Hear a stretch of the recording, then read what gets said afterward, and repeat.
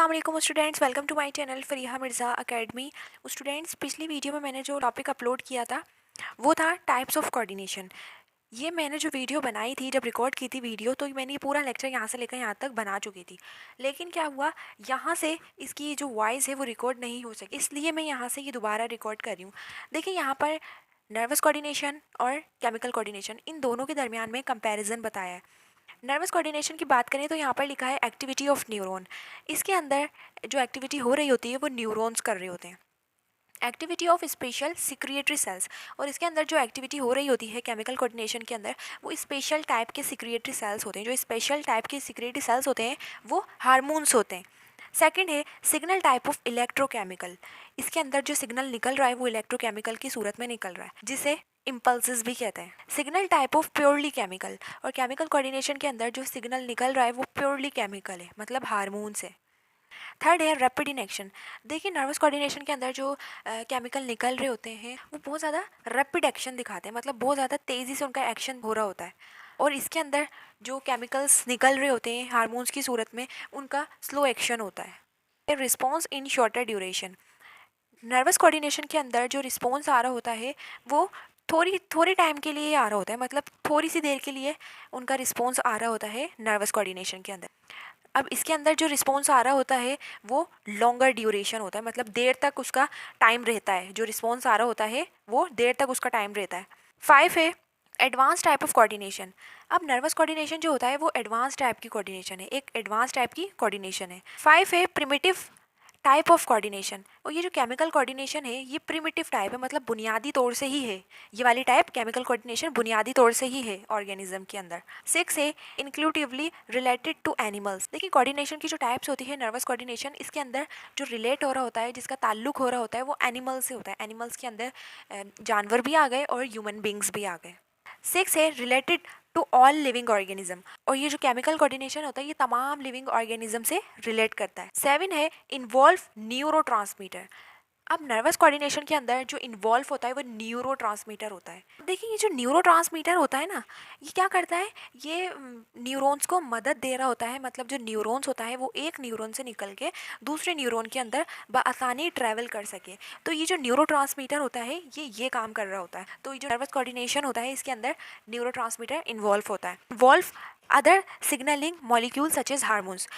और ये जो केमिकल कोऑर्डिनेशन के अंदर जो इन्वॉल्व होता है वो हार्मोन्स होता है। अब देखिए स्टूडेंट्स, यहाँ पर एक और टॉपिक है coordination in lower organism and plants. अब यहाँ पर कोऑर्डिनेशन के बारे में बताया है कि लोअर ऑर्गेनिज्म के अंदर किस तरीके से कोऑर्डिनेशन हो रही होती है और प्लांट्स के अंदर। तो यहाँ पर लोअर ऑर्गेनिज्म के बारे में लिखा है, lower organism like prokaryotes, protozoa, algae, fungi and plants have chemical coordination through signaling molecule released usually in the form of hormones to regulate their movement, growth, metabolism, reproduction, etc. देखिए, जो lower organisms है जैसे prokaryote, protozoa, algae, fungi, plants, ये सारे lower organism है। तो इसके अंदर जो केमिकल कोऑर्डिनेशन हो रही होती है वो हार्मोन्स के ज़रिए हो रही होती है। हार्मोन्स के थ्रू इनके अंदर केमिकल कोऑर्डिनेशन हो रही होती है। ये हार्मोन इनकी मूवमेंट, ग्रोथ, मेटाबॉलिज्म, रिप्रोडक्शन को कंट्रोल कर रहे होते हैं। मतलब इन हार्मोन के ज़रिए इनके अंदर जो फंक्शन परफॉर्म हो रहा होता है वो इस हार्मोन के ज़रिए ही हो रहा होता है। मतलब मूवमेंट हो रही होती है, ग्रोथ हो रही होती है, मेटाबॉलिज्म हो रहा होता है, रिप्रोडक्शन हो रही होती है। तो वो सारा जितना भी प्रोसेस हो रहा होता है वो इस हार्मोन के ज़रिए ही हो रहा होता है लोअर ऑर्गेनिज्म के अंदर। अब देखिए, यहाँ पर एक प्लांट्स की एग्जाम्पल है। प्लांट्स का नाम है touch me note. Touch me note जैसे चुई मुई का जो पौधा होता है उसे कहते हैं। अब देखिए, यहाँ पर इसकी एग्जाम्पल है, लिखा है leaf of the touch me not are close when touched, after a short while they restore their original open position. अब देखिए क्या होगा, ये जो प्लांट्स है टच मी नोट प्लांट्स, इसको जैसे ही कोई शख्स टच करेगा तो इसके जो लीव्स हैं वो क्लोज हो जाएंगे। उसके जो लीव्स होते हैं, पत्ते जो होते हैं वो क्लोज हो जाएंगे। कुछ देर बाद क्या होगा, उसके जो लीव्स होंगे वो अपनी असल पोजीशन में आ जाएंगे। मतलब पहले उसके लीव्स ओपन थे तो वो ओपन हो जाएंगे। ये इस पौधे की डायग्राम है। तो ये क्या हो रहा है, पहले जब इसको हाथ नहीं लगाया था, इसको टच नहीं किया था, तो इसके जो लीव्स हैं वो ओपन है।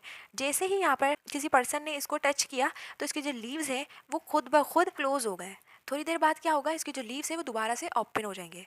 द प्रेशर और touch serve as stimulus while closing down of leaves is the response। देखिए इस प्लांट्स को जैसे टच किया तो वो इसका स्टिमुलस था, अब जब उसने क्लोज किया अपने लीव्स को तो वो उसका रिस्पॉन्स था। अब देखिए यहाँ पर ये जो एग्जाम्पल है टच मी नॉट प्लांट्स, यहाँ पर इतनी कुछ ठीक नहीं है एग्जाम्पल। ये जो अपने लीव्स जब बंद कर रहा है तो यहाँ पर इसके अंदर एक प्रेशर लग रहा है, इसके अंदर एक प्रेशर लग रहा है, टर्गर प्रेशर कहते हैं। टर्गर प्रेशर इसके अंदर लग रहा है तो इसके जो लीव्स हैं वो बंद हो रहे हैं। देखिए टच मी नॉट की डायग्राम है, मैं यहाँ पर स्क्रीन पे आप लोगों को वीडियो लगा दूंगी, आप लोग देख लीजिएगा कि किसी पर्सन ने उसे टच किया तो उसके जो लीव्स हैं वो कैसे बंद हो रहे हैं। ठीक है, आप लोग देख लीजिएगा।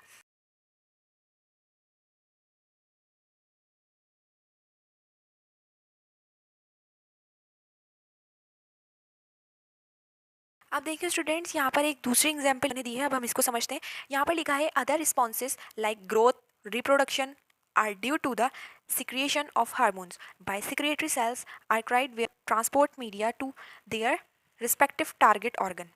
देखिए जो प्लांट के रिस्पॉन्सेज होते हैं जैसे ग्रोथ, रिप्रोडक्शन, ये प्लांट के रिस्पॉन्सेज होते हैं, तो ये हार्मोन की वजह से हो रहे होते हैं। जो इसके अंदर जो रिस्पॉन्स आ रहा होता है, जैसे ग्रोथ हो रही होती है, रिप्रोडक्शन हो रही होती है, तो ये प्लांट्स के रिस्पॉन्सेज होते हैं।